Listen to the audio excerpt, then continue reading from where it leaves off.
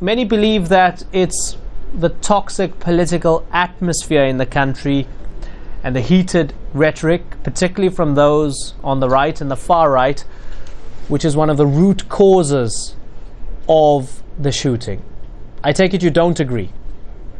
No, I disagree with that. I think what you have here is a case of a very disturbed individual who had a 3-year personal grudge against this particular congresswoman who was doing her job. She was out meeting her constituents and basically performing the tasks that we expect of our elected officials. And this is a person who was very disturbed for reasons of his own. And there's no connection here between what Jared Lee Loughner did and any particular political affiliation. Well, I mean, yes, it is still alleged, but it's highly likely that he targeted a high-profile Democratic congresswoman. Surely nothing can be more political than that. There's no doubt that he targeted her, but he targeted her because he had a personal grudge against her. That is the information that is coming out. And this is the reason why it's important not to leap to conclusions in cases like this. It's better to wait for the evidence, because in cases like this, as very little evidence is first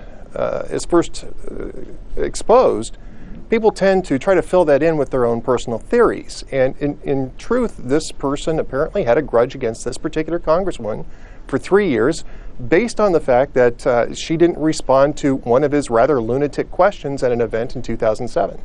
What distinguishes a political act and somebody who's just disturbed and insane, in your opinion? Well, I think a person who commits a political act is doing it for political reasons that can be fairly well understood. For instance, you were just talking about the Basques and their the end of their 40-year campaign of violence. I think people understand that the Basques aren't necessarily lunatics, but they are acting in a political fashion through violence, which is unacceptable. This is a case of a person who's very mentally disturbed, who is known to police in the area as being very mentally disturbed, who is acting on the basis of that the United States is controlling its citizens through the use of grammar. And I don't see how that relates to anybody's how about we look at it? How about we look at it another way? Can toxic rhetoric not push those who are disturbed over the edge and get them to commit acts such as this?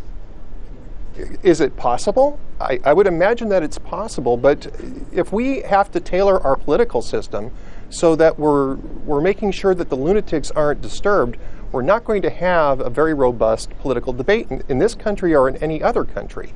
And it's not the fault of politicians who are arguing over policies and arguing in campaigns to shepherd the lunatics among us. That's just simply not the role of political campaigns. So do you then disagree with the toning down that has taken place in the past 48 hours and that we can expect to take place in the immediate future, and the fact that they've taken, for example, the healthcare repeal initiative, they've taken it off the table for at least a week. Do you disagree with that? Do you see it as pandering to the insane?